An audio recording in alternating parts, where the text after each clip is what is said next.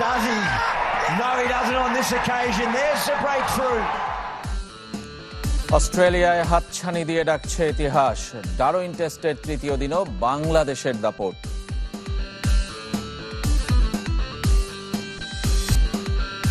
ASEAN কাপে খেলার সুযোগে খুশি বাংলাদেশ কোচ। ক্লাব আর জাতীয় দলের প্রস্তুতি নিয়ে অনিশ্চয়তায়। সবার আগে আজ শুরু হচ্ছে স্প্যানিশ লা লিগা। গতি বাড়াতে ইংলিশ লিগে যোগ হচ্ছে নতুন একাধিক নিয়ম। অস্ট্রেলিয়া বাংলাদেশ সিরিজের খবর। ডারউইন টেস্টের তৃতীয় দিনও বাংলাদেশের দাপট। ইনিংস পরাজয় এড়ানোর পথে অস্ট্রেলিয়া, পিছিয়ে 67 রানে দিন শেষ করেছে 4 উইকেটে 161 রান নিয়ে। এর আগে বিদেশের মাটিতে প্রথম ইনিংসে সর্বোচ্চ 228 রানের লিড পায় বাংলাদেশ। ডারউইন টেস্ট জয়ের স্বপ্ন দেখার সাহসটা পেসারদের হাত ধরে। শুধু তাই নয়, টেইল এন্ডার হিসেবেও পার্থক্য গড়ে দিয়েছেন হাসান মাহমুদ ও তাসকিন আহমেদরা। এমনটাই মনে করছেন সাবেক পেসার এবং বিসিবি কোচ নাজমুল হোসেন। তার মতে, দুর্দান্ত বোলিংয়ের পর দলে জায়গা পেতে ভাবতে হবে না হাসানকে। এখনো অনেকেই স্বপ্নের ঘোরে। অবিশ্বাস্য হলেও বাস্তব, অস্ট্রেলিয়ার মাটিতে অস্ট্রেলিয়াকে টানা 3 দিন চাপে রেখেছে বাংলাদেশ। ডারউইন টেস্ট জয়ের হাতছানি টাইগারদের সামনে। এই স্বপ্নযাত্রার মূল কারিগর পেসাররা। প্রথম সকালেই আশার আলো জ্বালিয়েছেন হাসান মাহমুদ, তাসকিন আহমেদ, এবাদত হোসেনরা। চোখে চোখ রেখে অজিদের মোকাবেলার বিশ্বাসটা ছড়িয়েছে ব্যাটারদের মাঝেও। এই যে অস্ট্রেলিয়ার সাথে ডমিনেট করে টেস্ট ম্যাচ করলে কিন্তু পেস বোলারের অবদান অনেক বেশি।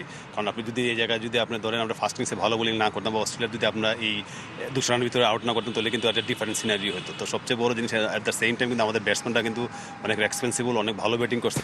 নাহিদ রানা, শরীফুল ইসলাম থাকলে হাসান মাহমুদের হয়তো সুযোগই হতো না। অথচ এই পেসারের ভারত ও পাকিস্তানের মাটিতেও আছে ফাইফার। অস্ট্রেলিয়ার মাটিতে অসাধারণ পারফরমেন্সের পর দলে জায়গা পেতে আর সমস্যা হবে না, বিশ্বাস নাজমুলের।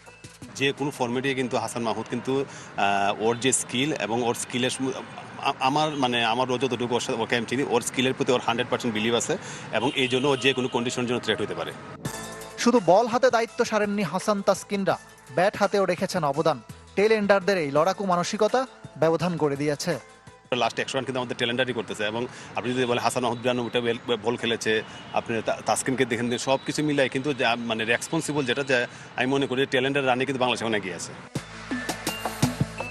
পরের টেস্টে স্কোয়াডে ফিরবেন শরীফুল ইসলাম। মধুর সমস্যায় পড়তে হবে টিম ম্যানেজমেন্টকে।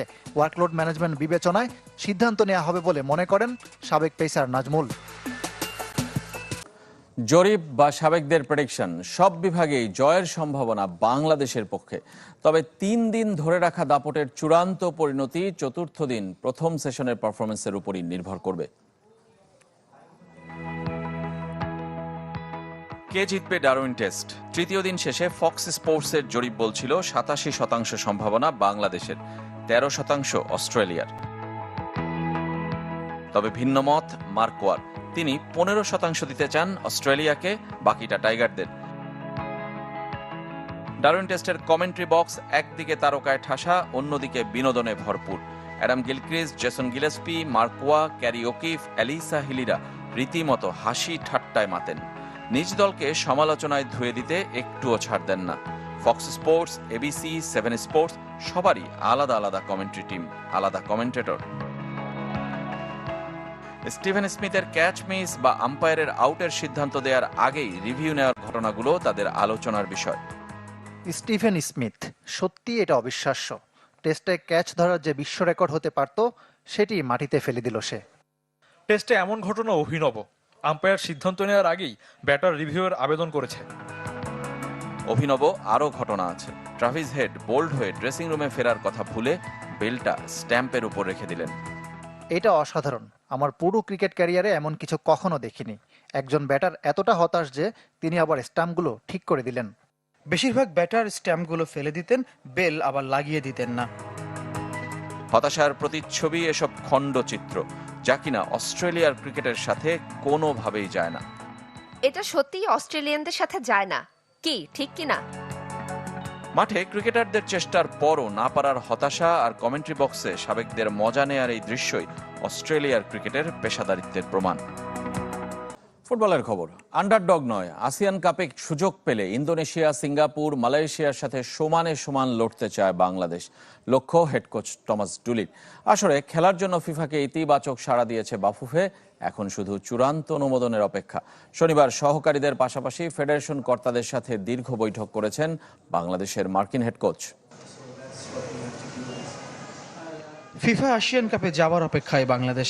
শনিবার দিনভর ব্যস্ততা হেড কোচ টমাস ডুলি সহ সহকারী ও গোলরক্ষক কোচের। ফেডারেশন কর্তাদের সাথে দীর্ঘ সময় বৈঠক করেছেন হেড কোচ। অংশগ্রহণের চূড়ান্ত চিঠি না এলেও কার্যত শুধু আনুষ্ঠানিকতা বাকি। অসমর্থিত সূত্রের দাবি, বাংলাদেশের মতো শ্রীলঙ্কার কাছেও আগ্রহ জানতে চেয়েছিল ফিফা, তবে লঙ্কানদের ইতিবাচক সাড়া মেলেনি। আমরা চূড়ান্ত সিদ্ধান্তের অপেক্ষায়। এ ধরনের টুর্নামেন্টে সুযোগ পেলে ভালো হবে। বড় মঞ্চে ফুটবলাররা নিজেদের মেলে ধরার সুযোগ পাবে। সাফের আগে ভালো প্রস্তুতি হবে। অথচ কদিন আগেও মার্কিন কোচ সাফের আগে র্যাঙ্কিংয়ে বেশি এগিয়ে থাকা দলের সাথে ম্যাচ খেলার বিপক্ষে ছিলেন, কিন্তু এখন এশিয়ান কাপের সম্ভাব্য প্রতিপক্ষ ইন্দোনেশিয়া, সিঙ্গাপুর ও মালয়েশিয়ার বিপক্ষে চমক দেখানোর অপেক্ষায়। ঢাকায় টুর্নামেন্ট হলে বাফুফের পরিকল্পনায় ছিল মঙ্গোলিয়া এবং চাইনিজ তাইপে, আর কিরগিজস্তানে হলে তৃতীয় দল হতে পারত লেবানন। আমরা সুযোগ পেলে ওই গ্রুপে আন্ডারডগ হিসেবেই যেতে হবে। তবে ফুটবলারদের উপর আমার আস্থা আছে, তারা ছাড় দিয়ে খেলবে না। ভালো ফল আসতেও পারে, তবে সাফের আগে হোম আবহে খেলতে পারলে ভালো হতো।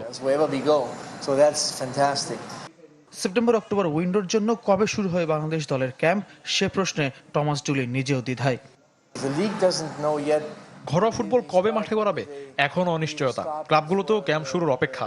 প্রাক মৌসুমের জন্য অন্তত 6 সপ্তাহ প্রয়োজন এক একটি ক্লাবের। তারা কবে শুরু করবে, আমি কতটা ফিট ফুটবলার পাবো জানা নেই। যেহেতু 21 সেপ্টেম্বর থেকে ফিফা উইন্ডো, তাই টুর্নামেন্ট আর ক্লাবগুলোর পরিকল্পনার জন্য অপেক্ষা করছি।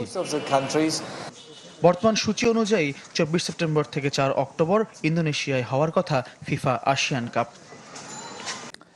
দেশের বাইরে ফুটবলের খবর জানাবো। আজ শুরু হচ্ছে লা লিগার নতুন মৌসুম, তবে প্রথম রাউন্ডে নেই দুই জায়ান্ট রিয়াল মাদ্রিদ এবং বার্সেলোনার ম্যাচ। উদ্বোধনী ম্যাচে নামবে আলাভেস খেতাফে। রাত 11:30টায় শুরু হবে খেলা। আর অপর ম্যাচে রাত 1:30টায় ভায়োকানোর প্রতিপক্ষ সেভিয়া। এই মৌসুমে অস্তিত্বের লড়াই সেভিয়ার। গেল 3 মৌসুমেই অবনমন থেকে অল্পের জন্য বেঁচে গেছে ক্লাবটি। আর্থিক সংকটে বড় অঙ্কের ফুটবলার কেনার সুযোগ নেই। 6 জন নতুন ফুটবলার এলেও তাদের মাত্র একজনের জন্য 1 মিলিয়ন ইউরোর বেশি খরচ করেছে ক্লাবটি। নতুন মৌসুমে 3 প্রমোটেড ক্লাব রেসিং সান্তান্দার, দেপোর্তিভো লা করুনা এবং মালাগা। অবশেষে বার্সেলোনা থেকে পিএসজিতে যোগ দিলেন ফেরান তোরেস। 2031 সাল পর্যন্ত ফরাসি চ্যাম্পিয়নদের হয়ে খেলবেন বিশ্বকাপ জয়ী এই স্প্যানিশ ফরওয়ার্ড। তাকে দলে ফেরাতে 50 মিলিয়ন ইউরো খরচ করতে হয়েছে প্যারিস সান-জার্মেইনকে। বিশ্বকাপে তারা একমাত্র গোলে আর্জেন্টিনাকে হারিয়েছিল স্পেন। পিএসজি থেকে ব্র্যাডলি বারকোলাকে দলে টানতে চায় লিভারপুল, আর সেই ঘাটতি পোষাতেই তোরেসকে স্কোয়াডে যোগ নিয়েছেন লুইস এনরিকে। এই স্প্যানিশ বসের অধীনে জাতীয় দলে অভিষেক হয়েছিল তোরেসের, যে সম্পর্কের জেরে ফ্রান্সে গিয়েছেন তিনি। বার্সেলোনার হয়ে 207 ম্যাচে 65 গোল, 26 বছর বয়সী তারকার। ব্লগরানারদের হয়ে 2022 সাল থেকে জিতেছেন 3 লিগ শিরোপা, 3 সুপার কাপ এবং 1 কোপা দেল রে।